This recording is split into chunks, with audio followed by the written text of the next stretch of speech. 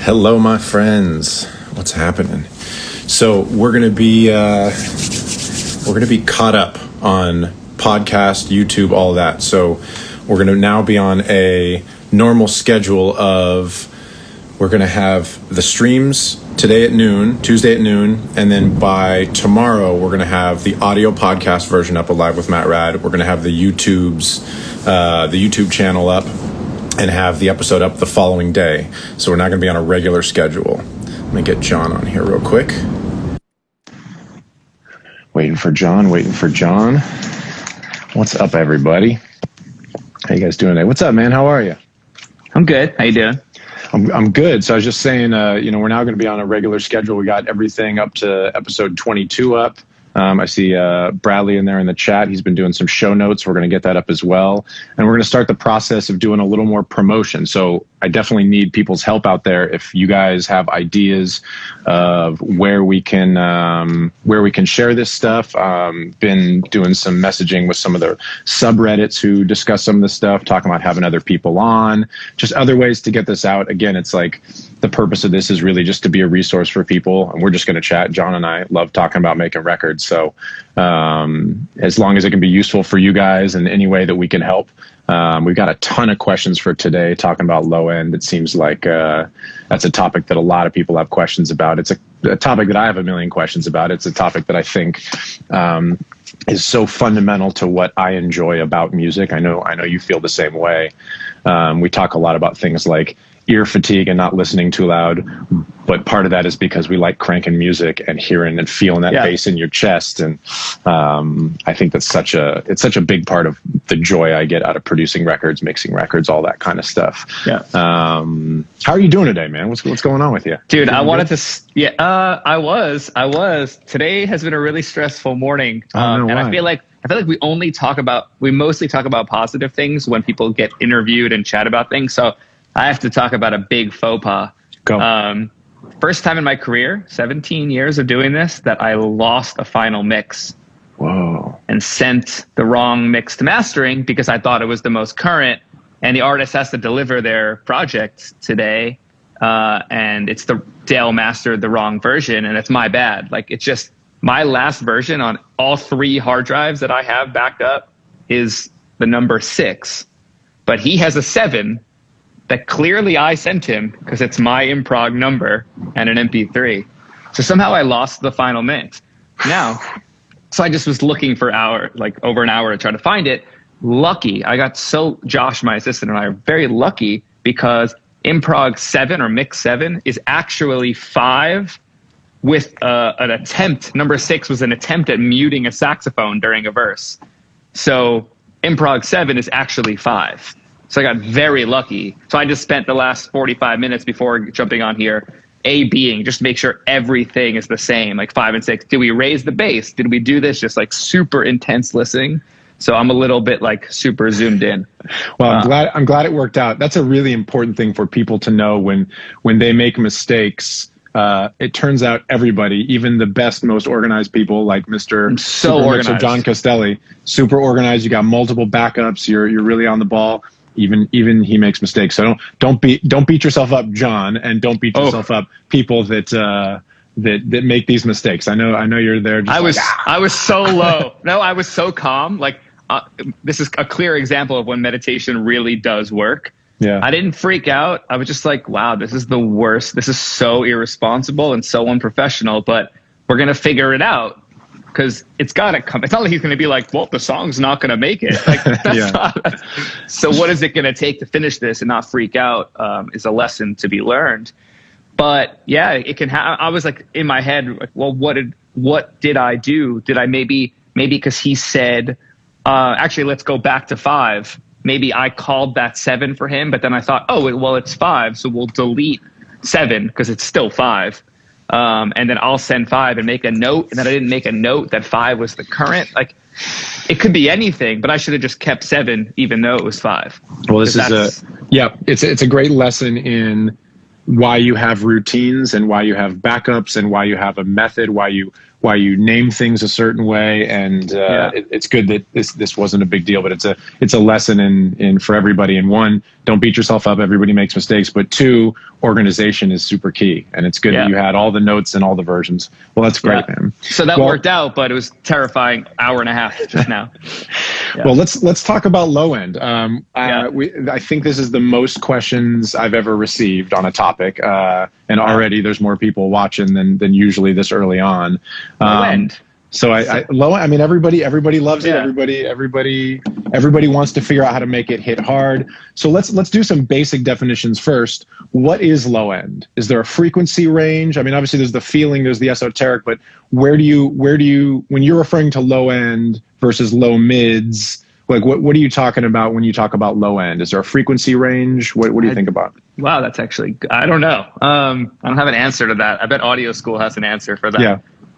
Maybe like 100 and below would be low end, and then between 100 and 200 would be what I would call upper bass, which is probably still part of the low end, but that to me is a separate area called upper bass harmonics.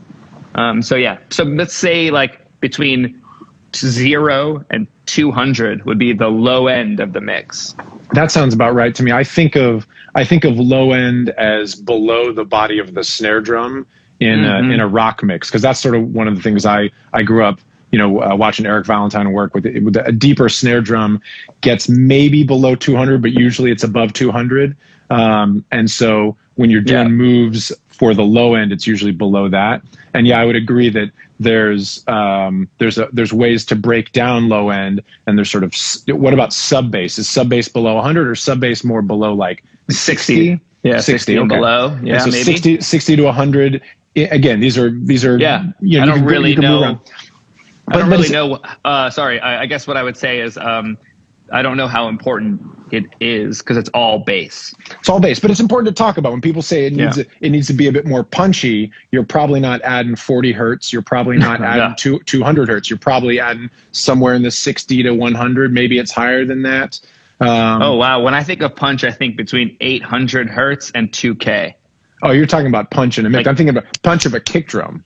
Yeah, like audible punch, like the punch that we hear and feel.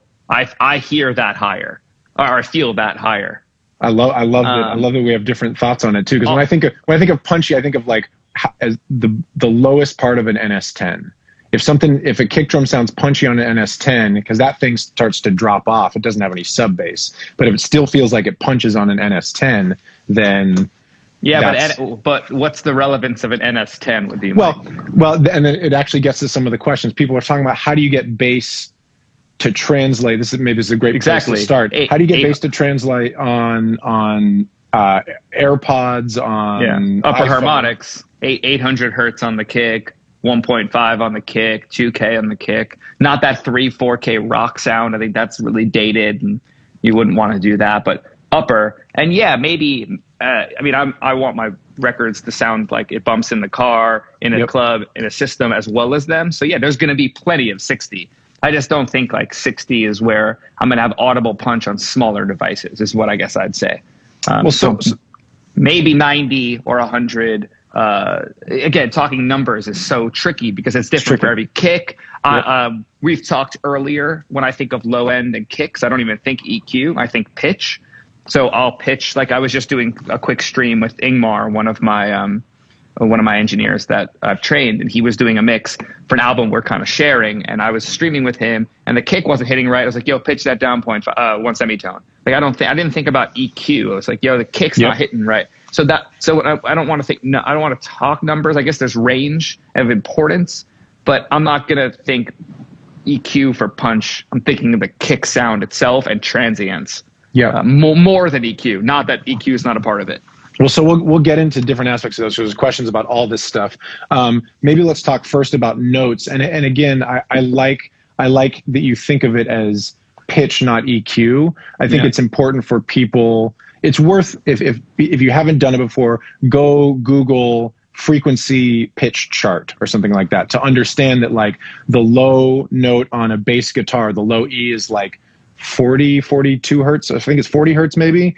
But then A low B is sort of like the lowest bass note where you're really going to hear pitch off of it. If it's much lower than that, then it gets into that really rumbly low end. But like a lot of hip hop records land in kind of like the low C, which is in the 30s, like low 30s, I think. A low B is around 30 hertz. So understanding where these notes are and understanding some fundamentals about that, I think, is important. Yeah.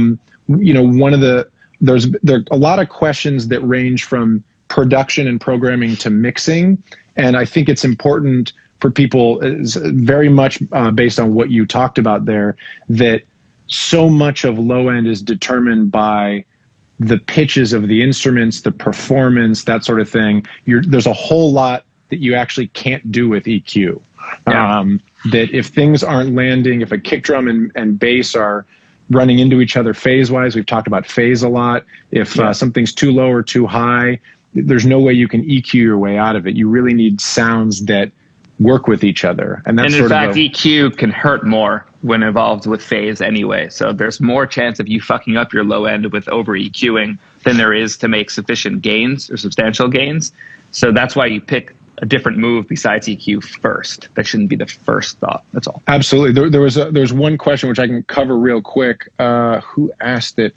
It was about live bass, and forgive me, I can't remember who. Oh, Zach asked about how do you even out a bass note in a rock mix, assuming that means live bass. And the truth is, it's got to be played well. Played well. And that's something I learned from being a guitar player and then trying to play bass, because it's like simple. It's really great bass players playing live. Big fingers. Yeah, it's a whole different thing. And playing something evenly. I mean, you don't have to deal with this when you have 808s, but when you're I saw D Mile was joined here. Let's ask D Mile what he thinks about bass. Ask D Mile about bass. Just play that shit like D Mile. Yeah, play it super, super well. It's really hard to even out a bad bass performance. There aren't good ways to do it. You can split things, you can tightly compress the low end and hopefully it evens out, but it's really hard to do. The truth is you really need the parts to be right, and there's only so much EQing and transient designing and distortion and saturation things you can do to make it right. Yeah. And also play the bass where you want it to be. I just mixed a song where I have to move every bass note. I was like, there's no way that you want it to be that sloppy. There's nothing cool about how sloppy this is. So don't make a mixer move the bass. Yeah, bass is, I would say, less forgiving with bad performances. You're playing live, like, you can get away with kind of a crunchy guitar that's a little all over the place if it's in time. But if you have a live bass part that isn't played evenly or played the way you want it to be, it fucks up the rhythm, it fucks up the low end, phasing gets weird. You get into a lot of problems that way. Yeah.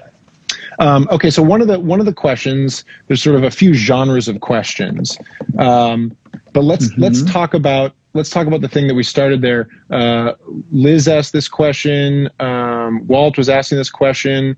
There were a few people asking questions about basically how do you get low end to translate on, like we talked about, iPhone, iMac, AirPods or earbuds, those sort of things. I know you talked about a frequency range of punch, the upper harmonics, but can you talk through that a little bit? Like you have a mix that has a lot of great subby low end.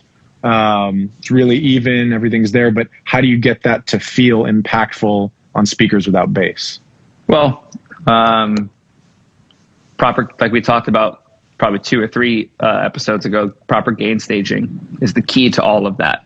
So I just also on this stream with Ingmar doing a mix, I wanted the bass to have more growl, but I just told him to lower all the subgroups into his mix bus that was compressing too much. And all of a sudden the bass was more audible and there was more headroom for him to add the growl with the saturator plugin that I told him to try, right?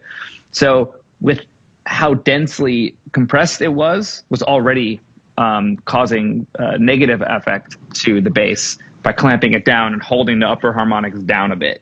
So that's the first stage, is proper gain staging. Honestly, like you can hear and feel 60 hertz on small devices if there's enough headroom for 60 hertz to actually develop.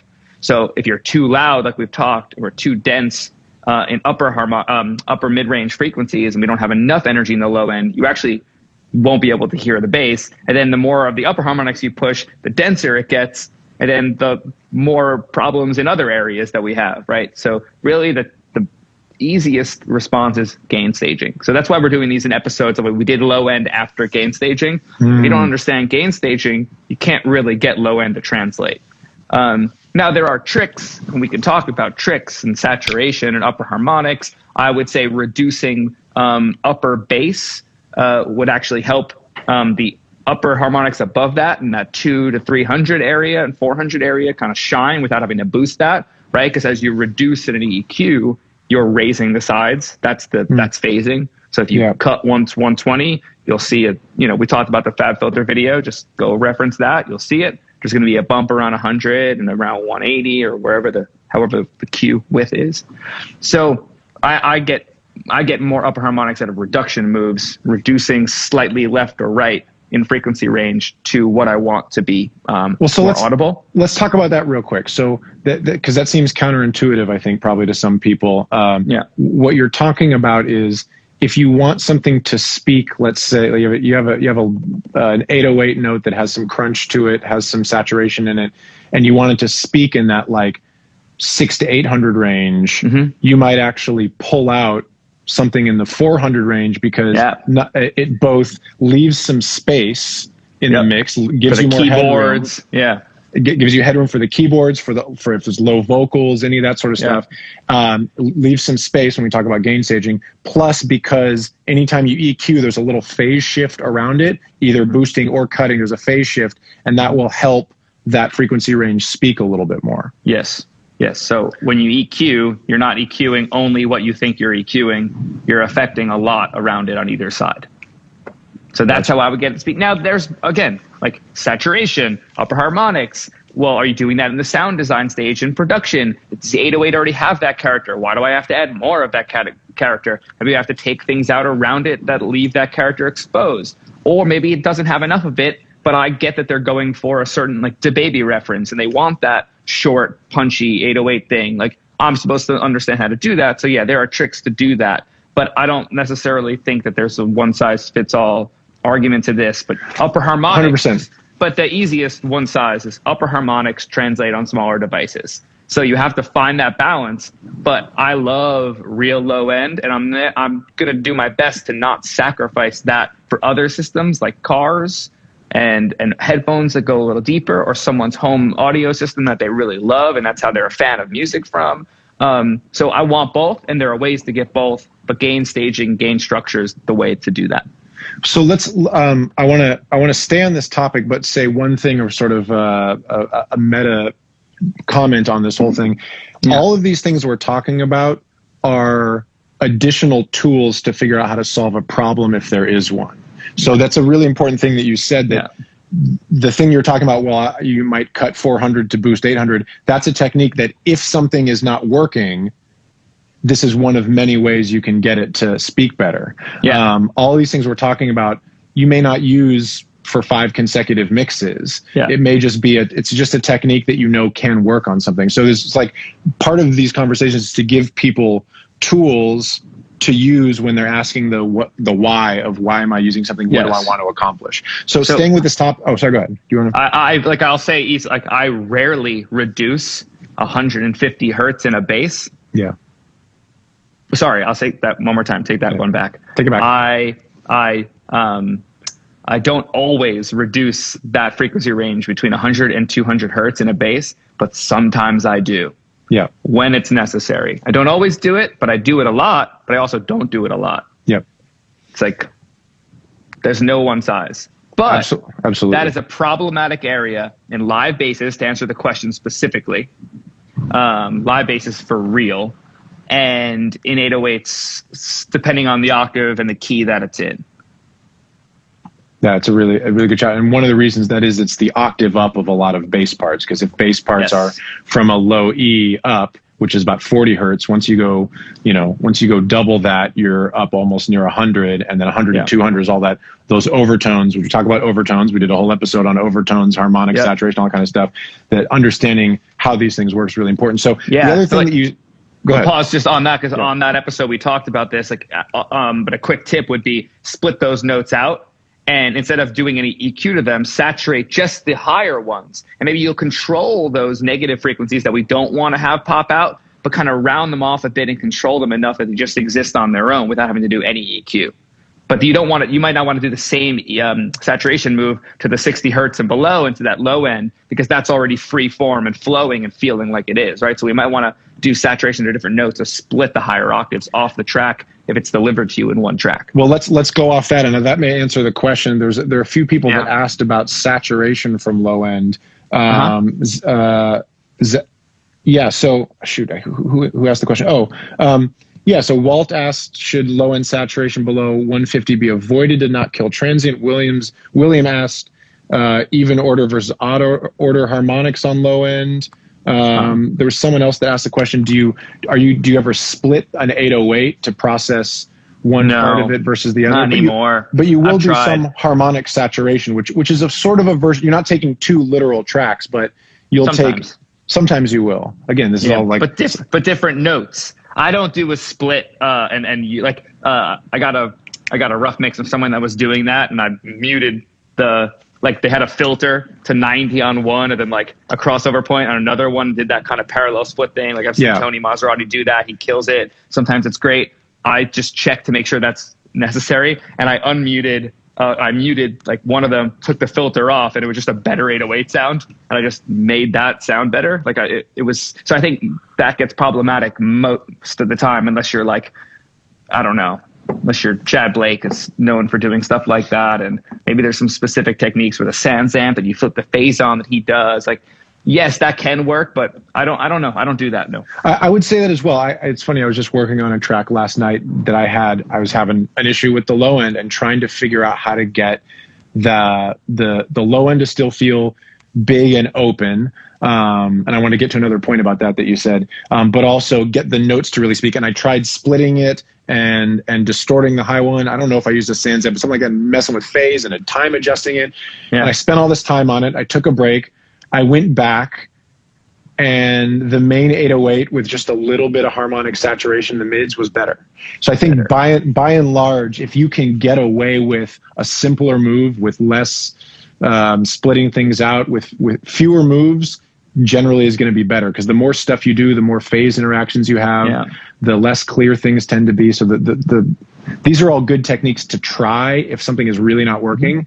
But even after you try it, it's worth trying to go back and do the simple version. Once you've heard the crazy technique where you're sub mixing and you're splitting them and you're doing parallel stuff, see if you can make it with a simpler process. It will ultimately be better and clearer. Like let's be real, because that's the biggest fact of all, like what you just said. If you're splitting an 808 in the production phase, I'd love a producer like OG Volta, if they're on here at this point, to jump in here and be like, if you're gonna have to split your 808, pick another 808. Pick a different sound. Just go to Splice, type in the baby 808, type in Migos 808. Like, you're gonna find all that shit. Everything you want is on Splice. Don't make me have to split your 808 to make it speak. Just like pick a better 808. Don't be lazy. Yeah, a lot of the stuff for the producers. I know there's a lot of mixers, but there's a lot of producers here and artists that watch. It really is about selection of sounds for low end more than anything else. It really is. Getting the right samples, getting a kick drum that worked on one song might not work in this key on this other song.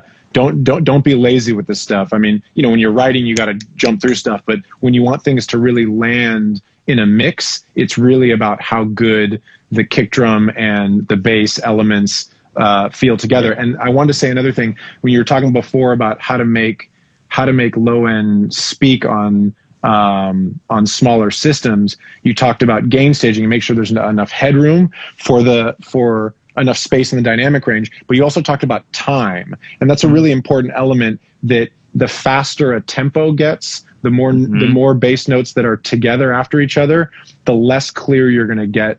The less clear the low end will be, because the lower the frequency is a physical sound wave. It's a physical movement of air pressure that needs time to actually finish its wave in order for you to hear it. So, one of my favorite examples from yours is Talk. The opening, the beat on that has a boom, doom, like that. Boom, so long, has so much space. that's a big reason that low end sounds so great. It gives you the opportunity, gives Disclosure the opportunity. You get to use a longer sample with a longer tail. You don't have to do as much compression because you can get the tail to come off of it. It's a really important element to people that are composing, people that are mixing. You really need, it's not just dynamic range and gain staging, it's actually time that you need. Well, that's on that note, on that example, it's a good example because their rough mix sounded, like I've always said, it's a little bit more EDM and compressed. He had a slower release on his SSL compressor that I just took off. So it had a 30 millisecond release. So it was holding that sustain back. So it sounded more like, doo, doo. And I was like, wait, this is R&B and we're in this tempo, whatever, 90 BPM. Like, let's go, boo. Like, let's let that take up as much space as possible to let the rest of the record breathe around it. And then everything started gluing and feeling looser and more vibey and more compelling to my preference, at least. So that was a conscious decision based on time. That was exactly what it was. It's about time. It's not about the release of a compressor.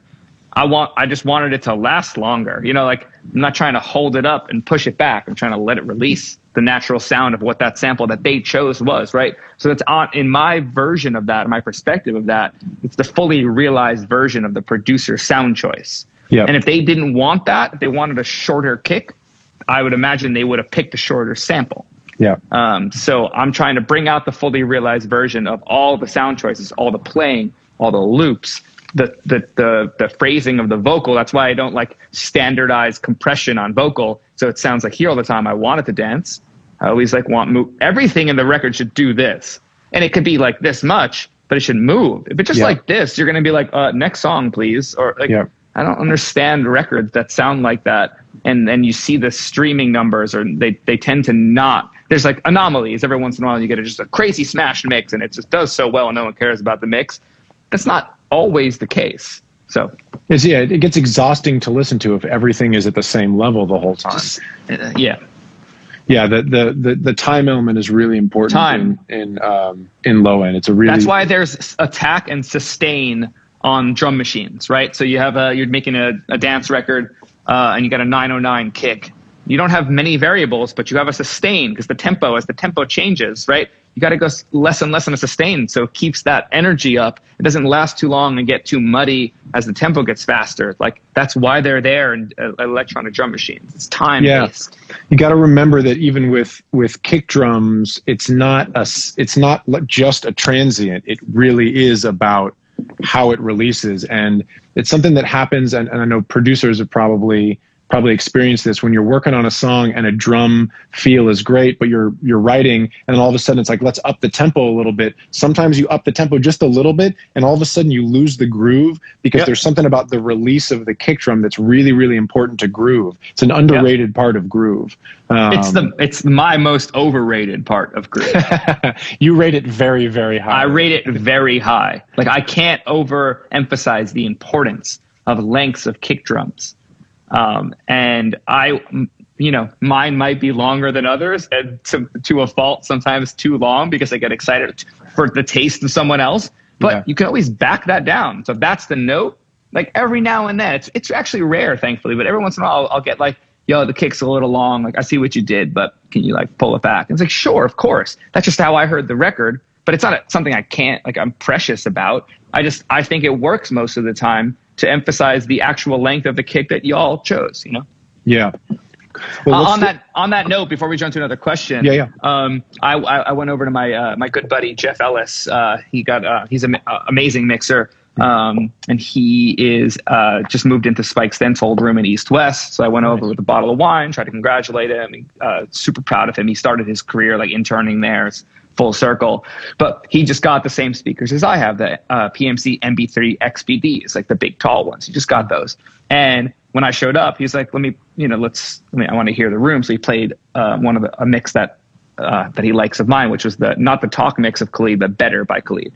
And the low end on that is still huge. It's a different tempo and it's more dense and it's more. That's like 90 something, right? It's got that like DJ Mustard tempo. Yeah, exactly. So he played that record. And he put up an analyzer and he's like, yo, I love when I look at Castelli mixes, the low end is always here and the high end's here. I was like, I've never even looked at an analyzer on my mix. Turn that shit off. Like everyone on here, all 46 people that are seeing this right now, don't fucking use an analyzer on you. I mean, maybe if you are in headphones and I don't even know what feels good. Like no one's better was on the radio and has all that low end. Compression is going to change that shit anyway. You know, it's not an absurd amount of low end, but it's a lot of low end and it worked. Like just don't look at analyzers. Look at level for output, but don't look at analyzers. What's that? On the mix bus, sorry, not specific instruments when you're working. I think that's very helpful. Yeah, I have an analyzer. I like looking at my analyzer, but it definitely gets to the point where if you're trying to compare your mixes to somebody else and the way they're analyzed, you're just going to start mixing yourself into a corner. Exactly. You know, there's no way that you're going to make a song sound like something else. I remember Eric Valentine had several mixes that he would reference when just like listening in different rooms or setting up different speakers. Yeah. And there were a few of them that over the course of working under him, after a couple of years, he realized this mix is just special because of the tempo and the recording and whatever. And I'm never going to achieve a mix like this because it's unique to the sounds on this. Yes. I shouldn't even be listening to this because it's not a good reference. It's a special thing that I can't really. So when you start to do too much comparison referencing, you can definitely run yourself into a corner. Yeah.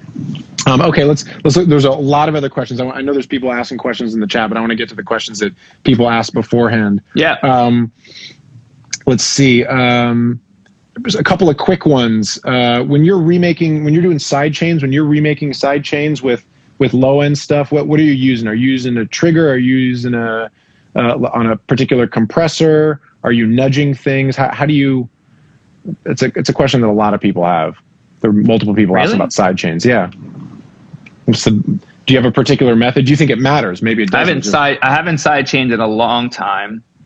So my percentage of side chaining is probably like less than 5%.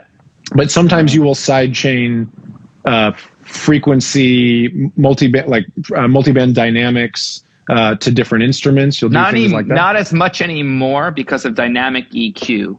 Okay. So no. But dynamic EQ, will you use an external trigger for that? Will you trigger things to each other? Not really at all. No, very rarely. I used to get more. I just used to be a lot more geeky, and then by being geeky, I found out what worked, and then the things that didn't work just took a back seat. And so some people. By the way, that's a very important point. We talked about a little earlier that learn all the techniques, so then you can learn how they all work, and then learn the simplest, best version for you. Yeah. So check this out. Like we've all done this. I've done this a lot. You're in a dense mix and there's a lot of upper mid range in keyboards. So you'll trigger a keyboard or a keyboard bus to the vocal. So when the vocal comes in, it kind of pushes the keyboards back. Yep.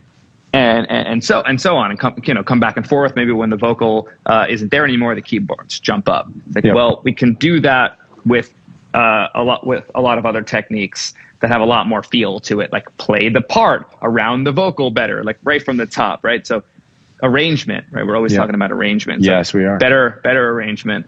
Then also that area of the keyboard might just not want to be there, and it might not want to be there dynamically. So when they're playing up in the high keyboards, as we talked about 2 weeks ago or last week, whenever that was, dynamic EQ, it comes up, it controls the top, so the vocal takes a second. Now he's playing lower, she's playing lower, and it changes and it goes. So it's always living and always alive. I don't feel the need to sidechain from a certain trigger point because of that new technique that is in every EQ plugin probably recently that's come out. Yep, I think that's right. I'll just say, but if I'm going to do a low end sidechain, this conversation is low end specific. Yep. I like the sound of the Soft Tubes Tube Tech CL1B. This is the only time anybody will ever hear me say they like a CL1B. I hate that compressor out of the box, but in plugin form, only for sidechaining, for nothing else, just for sidechaining. I like how the fastest release, how that sounds. It's not super fast, and it has some musicality to it. So I like that plugin to trigger off a kick for low end when I do it, which is less than 5% of the time. So generally, you're using dynamic EQ on a specific thing in a frequency range. If instead of triggering something to duck out. That makes a lot of sense. I for the producers, I use LFO tool. I'll use a click trigger for sidechain. There's a lot of ways to do it. LFO tool when you want to get that pump. Yeah, and you can just design it a certain way, but there's lots of plugins, and I'll just trigger something with a click with whatever the Ableton compressor. There's a lot of ways to do it. Yeah, right. Ableton compressor sounds great for sidechaining when you're in Ableton. Yeah. Okay. Let's see. Oh, do you want to talk about transients? Do you use, what's the lowest frequency you would use a transient shaper for? Have you used, like, I've never even actually really thought about this before. I don't do frequency specific transient shaping because it's too phasey. So if I'm going to use a transient shaper, I'm committing to using it on everything of that sound. Okay, interesting. So even though Neutron does multi-band transient shaping, they haven't sorted it out yet. It still sounds too phasey to you. Yeah, and I'll use it in dire circumstances, say maybe on a live bass when it's in accompaniment to another sub bass, like a Moog or an 808, where it's not as important to get that low end from the live bass. I've used it in that circumstance. But if it's the only bass in the song, I won't transient shape upper frequencies and put a crossover point. Not yet. No one's nailed it yet. Well, this is an interesting overall point. But sorry, one thing before you do that. But I will put a transient shaper on those sounds if I think the overall affect is positive from putting it on. So you use your ears is what you're saying. Yeah. Sorry, continue on your thought. No, just that anytime you're splitting a signal, whether it's within a plugin that has a crossover point or you're just going to give up phase, you're going to give up clarity. Things are going to be out of phase slightly. Things are going to shift. So it's really important. This is, again, getting back to trying to find the simplest way to do it without compromising phase is almost always, it's always the thing you want to do. And sometimes you can't. Sometimes there's, like you said, if you have a bass, like a bass guitar and a sub thing, and the sub is carrying all the low end, you can be a little more creative with doing some band specific stuff because you're not worried about the low end of it because it's already taken care of by the sub. But by and large, if you can avoid splitting a signal, you're better off. Also, just to add to that, the bigger the frequencies we're talking about, the lower the frequencies, the more audible the phase relationship is going to be when it's messed up. Yeah, and the more impactful it's going to be. The thing you talked about, I think it was last week, maybe it was the week before, you talked about the video of there's a series of demos of the FabFilter Pro Q2 where they talk about linear phase mode. Everybody should go watch. Just go YouTube linear phase. I got a bunch of DMs saying Pro Q2. What's been seen cannot be unseen. It's crazy. It's absolutely crazy. And it's important to understand when linear phase is useful, but for most people in most circumstances, never. It's not. It's only when you're using never. Like multiple mics on something or thing, it's almost never. Everybody should go look at that shit. God, I like learning. I like that everybody else is learning on here, but I'm learning on here too. A couple of interesting questions. We've talked about some of the low end or sort of the differences in programs. We talked a little bit about Ableton, a little bit about FL Studio's clipping, some of those things. Do you get a sense that low end is different based on, Danny asked about, do you approach mixing low end from a track made in FL different than Logic or something else? Yeah, how do you think about that? What are you hearing? If I can tell, normally I can tell when something is in Fruity Loops, but not by the low end, by the amount of clipping and character that the kick has that is only audible, that can only be created in Fruity Loops.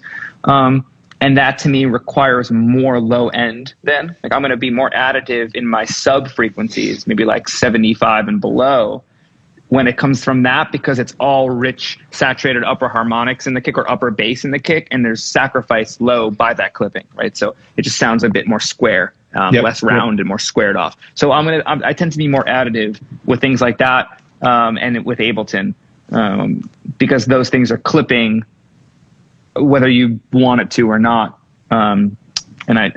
So yeah, I guess I would be. I've never thought about it, but when asked that question, yeah, I'm more additive with my low end when it's from those. Well, it actually gets back to what we were talking about before about gain staging. When someone in the creative process in FL Studio, particularly when you're jamming drums into the mix bus, you get some clipping, and that's, you know, it's not good proper gain staging, but it's a creative tool that makes things clip and makes things sound more exciting. But like we're talking about before, when you jam things into a mix bus, you're going to sacrifice low end, and so oftentimes people will program into that, you know, huge kick drums smashed into the clipping bus of FL Studio gets a certain effect.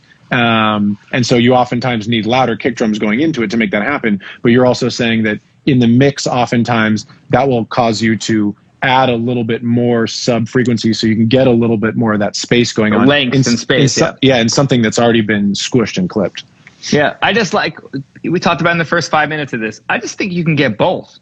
Yeah, I see a lot of mix with the masters conversations where they're filtering up to 30 hertz in a kick drum because they don't think it's necessary. I say that's bullshit. Honestly, I think you can make it. That was a question about it makes no sense. All frequencies are there for a reason because our bodies can feel. All frequencies matter. But sorry. But seriously. Yeah. So. I'm like, man, I'm all the way down to 12 hertz on a kick drum. I'm down to 18 on a bass, sometimes 8 on a bass. I filter on every track to a degree, but I'm pretty low, but it's level, it's balances. It's how loud can that be, right? So, okay, maybe, let's just do a hypothetical. Maybe that bass is so thick that it can't be as loud as one thought it could be in the rough mix because of how compressed it was, right? So I lower the volume of the bass to the point where the bass is fully expanded, and then I remake up that upper harmonic texture that is missing from the over limited. We've talked about this like on week 2. Yeah. If a limiter is smashing the bass and giving the character of the bass, it's not inherently in the bass, but there's a vibe to that. The mix bus limiter. This is the mix bus question. Limiter. A lot of people talked about how do you get a loud mix. And we've talked about this a lot, but it's an important thing everybody always wants to know, and I always want to know. I'm always trying to figure it out. How do you get a loud mix that also has great, huge bass on it? How do you make bass hit and feel that excitement of a modern sort of in-your-face mix? Yeah, they're not going to be as loud, but they're going to be equally as apparently loud, which is the same thing to the human brain.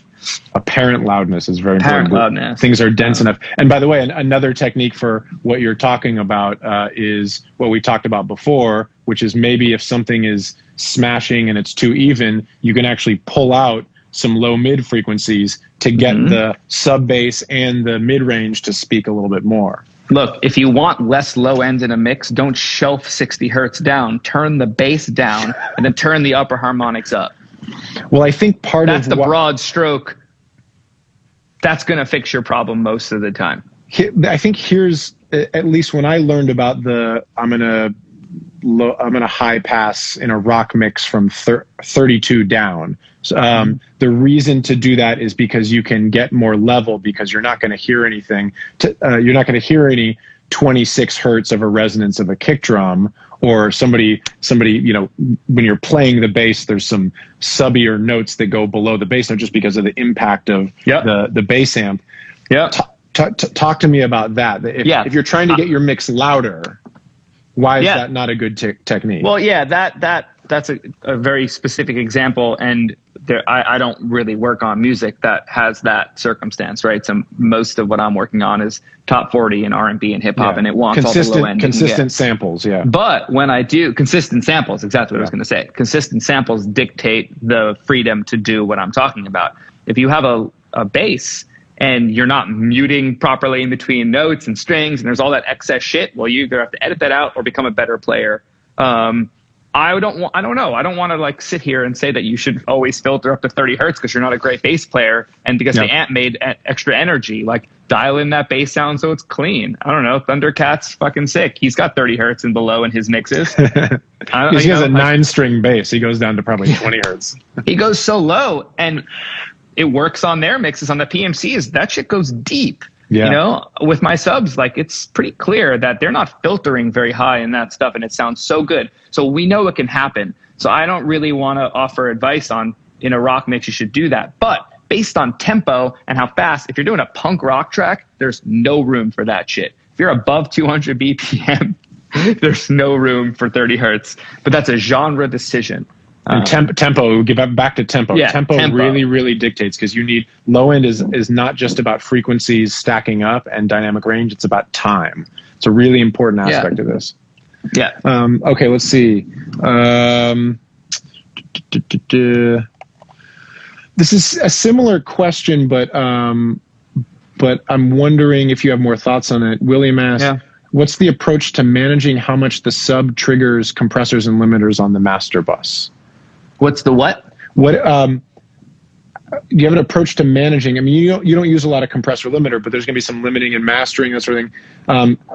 Are there techniques for managing sub? Because sub, if it's going to be really loud on a mix, is going to be the thing that is the loudest volume of the dynamic range. How do you manage that so it's not? Are you compressing kick drums? I know you're not, but are you using saturators to even it out at all between notes? I mean, basically, is there a way to?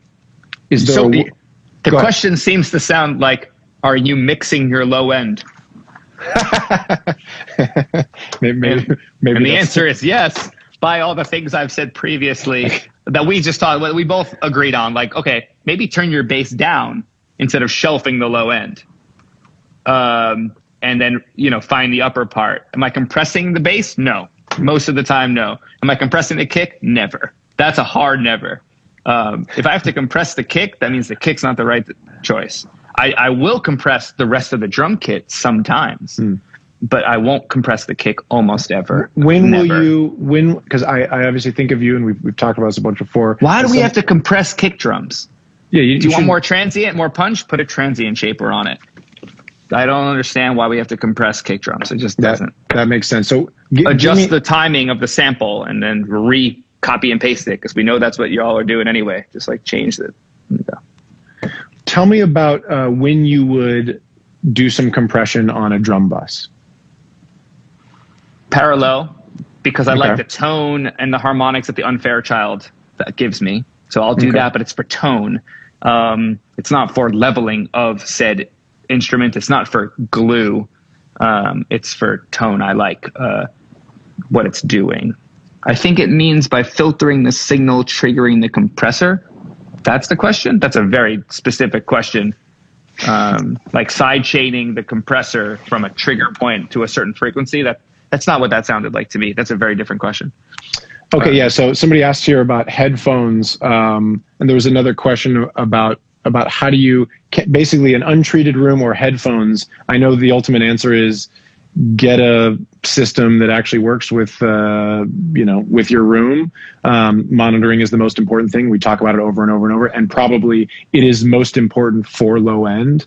Can't mix low end if you can't hear low end. You can't mix low end if you can't hear low end, and not just can't hear it, but can't hear clear, even low end. Yeah. And by the way, it's definitely a single digit percentage of setups and studios I've been in that have an even clear low end.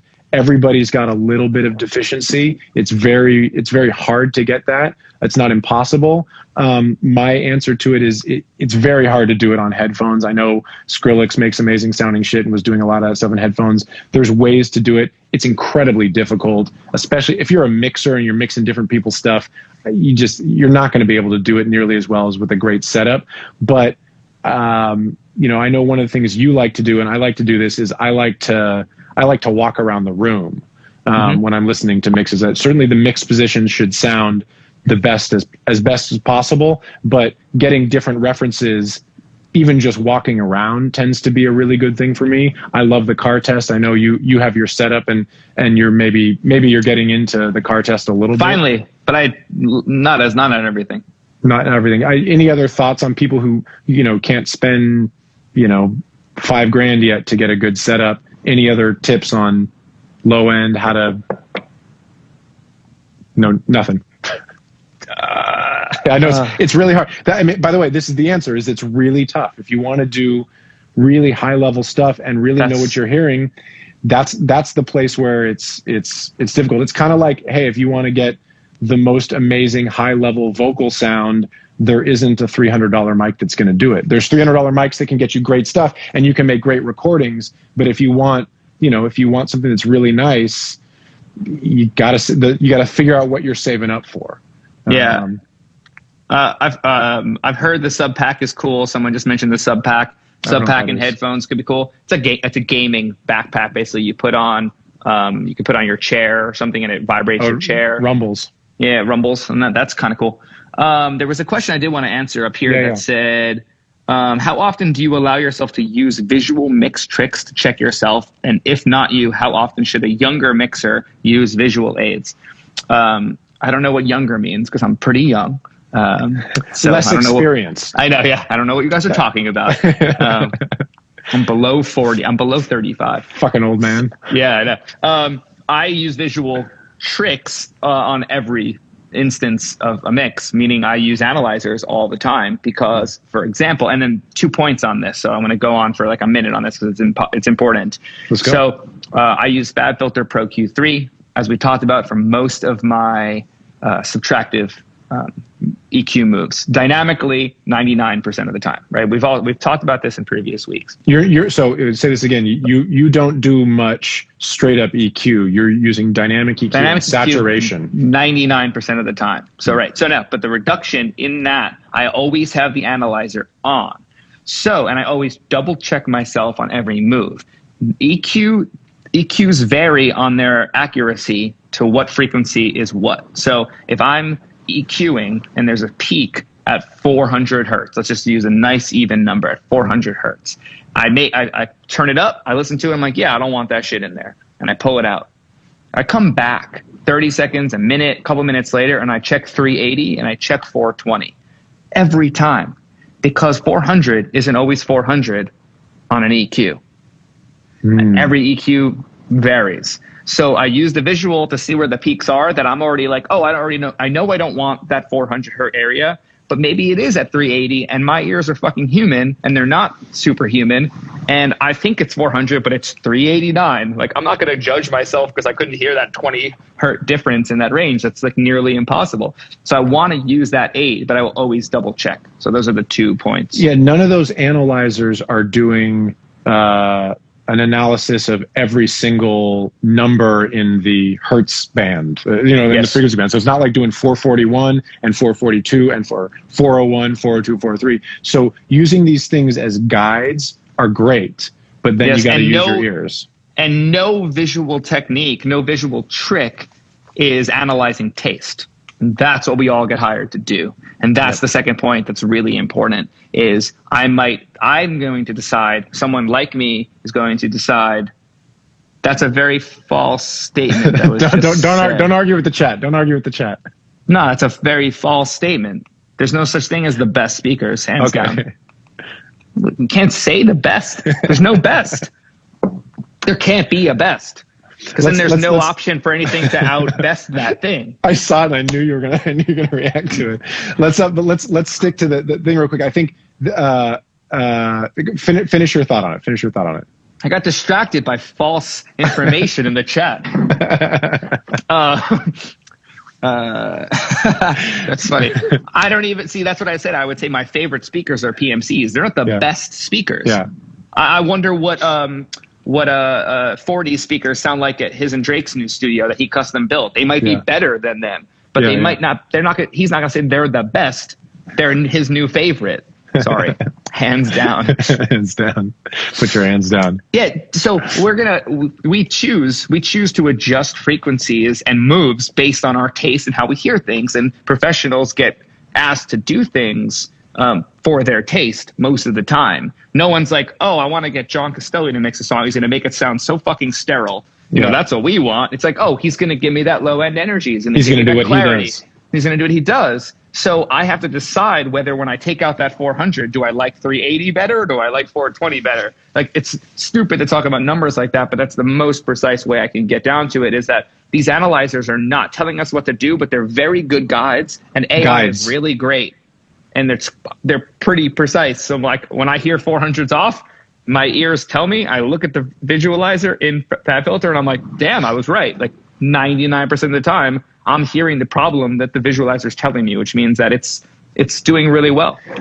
So we were talking about the frequency in terms of sort of importance, or whether there's a hierarchy. Like taste is the ultimate thing. That's ultimately what you're developing in your career. You make things a certain way. You learn how to do a bunch of stuff, and then you reduce the things that you don't want to do as part of what you like and what your creative sound is and that sort of thing.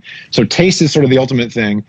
Analyzers are really good for giving you a guide on frequencies that are poking out. But the other thing is it doesn't give you any information on time and phase. And both of those relate to other instruments, relate to the mix. So all of a sudden, if the analyzer says, hey, 800 is really poking out, it might be good to, use a dynamic EQ to duck that, but that still might not solve your problem. It might be wider than that. It might be that in a few instruments. There's so many other variables to it. So it's important to use these things as tools. And also that 800 bump might be good in something, and you might want to just leave it. For example, I was privileged enough to get a stem session, or to see a stem session of 24 karat Serban mix for Bruno Mars. And that vocal sounds so good. I have no complaints about how that mix is insane, by the way. It's one of my favorite pop mixes that Serban's ever done. And that vocal is 24 karat magic. 24 karat magic is what I meant. Sorry. I was like 24K Golden. What, he has a song of Bruno Mars coming out? No, sorry. Yeah, breaking news. Sick. Yeah. Good one. But sorry, 24 karat magic. Yeah. And the vocal is super dense in that like 700 to 1K. Like it just sounds great though. If you solo it, it doesn't sound great, but it sounds very organic. And in the mix, it sounds like that. And it sounds great. And he left it because that was his choice. But if he looked at an analyzer like I did when I looked at it to study it, he might have thought, I should take that out because visually now I'm seeing that it's a problem. But it wasn't a problem. Shit sounds great. Yeah, again, getting back to a lot of... I don't have the stems. I can't share them. I don't have them. I was shown them. Yeah. It's not for me to have. One of those... It's again, we're talking about techniques to try if you need to solve problems, not things to use when you're mixing all the time. All of these things are just tools. We've got about 2 minutes left. I'm trying to see if there's anything else. Can I ask you a question? You can ask me a question, yeah. We talked a lot about low end. How did your 65-hour fast go? Oh, it was really good. It was really, really good. Tricky? Not tricky. I mean, I was thinking about the whole time because I was a little bit worried that, like I might lose energy. I want to make sure I got enough. I made sure I got enough salt and magnesium and things like that. But I felt really good through the whole thing. I ate my last meal on Saturday. So all of Sunday, on Friday. So all of Saturday and all of Sunday was no food. And then yesterday morning, I ate breakfast. I didn't sleep well the first night, but other than that, it was great. It's very interesting. And I don't know if you've experienced this, but anybody who's fasted longer than about 20 hours. So like if you have, an afternoon lunch or you have dinner at 5 or 6, the next day by about 2 p.m., you start to feel a weird sort of clarity. I mean, evolutionarily, your body goes into, okay, let's be alert so we can find food. Because, any of our potential ancestors that weren't alert enough to find food when they were hungry didn't become our ancestors. So there's an interesting sort of buzzy clarity that you get. But beyond that, it wasn't super crazy. I didn't do any big workouts or anything like that. I did some mild workouts, but it was great, man. Cool. I honestly highly recommend it. People should look at it. There's lots of good studies on how good it is for your body. Very, very healthy. I mean, it's been a tradition in various cultures for thousands of years. There's a reason for it. But yeah, man, it was great. I feel great. And the sleep thing is an issue for sure. I've seen a lot of data that discusses that you can even more than, if you only got one bad night of sleep, I've heard it can go on even longer on 24-hour plus fasts. From talking to a lot of people who have done it, by the way, a lot of people who watch these hit me up, and a lot of people have done longer fasts, different kinds of fasts. It's really interesting. It's something that a lot of people are doing. I encourage people to check it out. I think after you've done it once or twice, you kind of get used to it. It's obviously different for different people, and that's one of the things I read a lot about is if you're feeling terrible, if you're feeling lightheaded, if your stomach starts to do weird things, just stop. Like there's no reason to be a hero on this stuff. But I felt great, man. Cool. So yeah, overall, it was great. I did 2 24-hour fasts last week, Oh, nice. but not like extend. I didn't do 48 hours. I did 2 24 hours. Well, if you want to do a 48 plus hour in solidarity fast at some point, anybody else, maybe you can be part of these streams. People, we can have solidarity. I love food though. I know. By the way, the cashews and avocado I had to break my fast were the best cashews and avocado I've ever had in my life. So it might make you like food more. We're about out of time here. Hopefully this is useful to you guys. If you have follow-up questions, I'm going to try to hit some people up on DMs. I like this single topic thing. If people have other ideas, let's do another one. I like them too. Yeah, or if we want to cover other particular topics, hit us up, you guys. This is a resource for you guys. And please, if you haven't subscribed to the YouTube or checked out the audio version of these streams, we have them live with Matt Rad on YouTube and the podcast stream. And anything you guys think, we're going to start doing little bits of promotion for it. Just really want to get it out to people. So if you guys have other thoughts on who to send it to, share it with your friends. Let us know where we can, where we can send it. Really appreciate you guys. John, love you. Love you.